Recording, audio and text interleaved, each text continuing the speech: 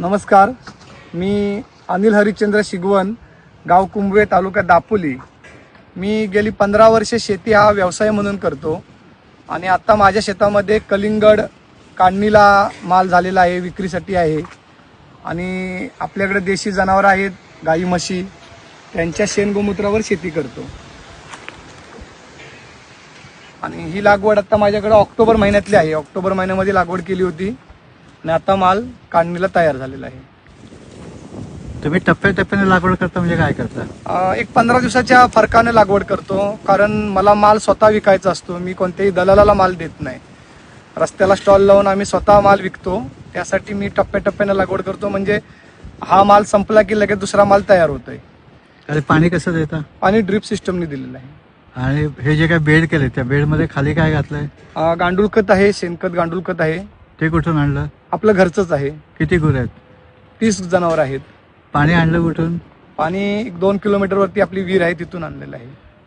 बर। आणि ही जी जमीन आहे, या जमिनीमध्ये वर्षभर काय काय असतं? आता पावसाळी ह्या जमिनीमध्ये काकडीची बुड होता, पडवळ होता, शिराळी होती, असे जवळजवळ 14 प्रकार होते आपल्याकडे। म्हणजे वर्षभरात किती प्रकार असतात?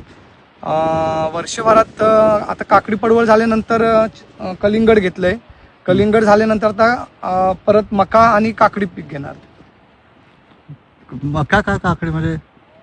आंतरपीक म्हणजे काकडीला इथं उष्णता खूप आहे। सकाळी म्हणजे उजळल्यापासून सूर्य मावळेपर्यंत ऊन असतो इथं। मग काकडी अति उन्हामध्ये तेवढं पीक भेटत नाही, म्हणून सावलीसाठी मका घेतो।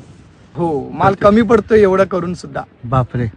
आणि हे करताना ह्याचा पोषण जे म्हणजे अन्न घटक जे आहेत झाडाचं, केमिकल जास्त करता का खताचं? नाही, केमिकल पूर्ण आता कमी कमी करत आणलेलं आहे। कमी करत अगदी 90% सेंद्रिय म्हणायला हरकत नाही। आणि संरक्षण, कीड नियंत्रण?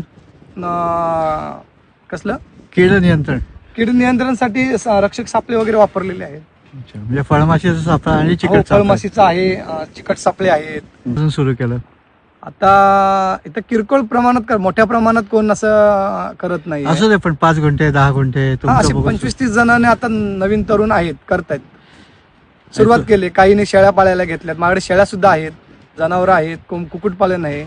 सगळी शेती आणि शेतीपूरक व्यवसाय सगळे केलेत। आणि भात शेती पण आहे? भात शेती 2.5 एकरला करतो, नाचणी 1 एकरला असते, वरी 1 एकरला असते।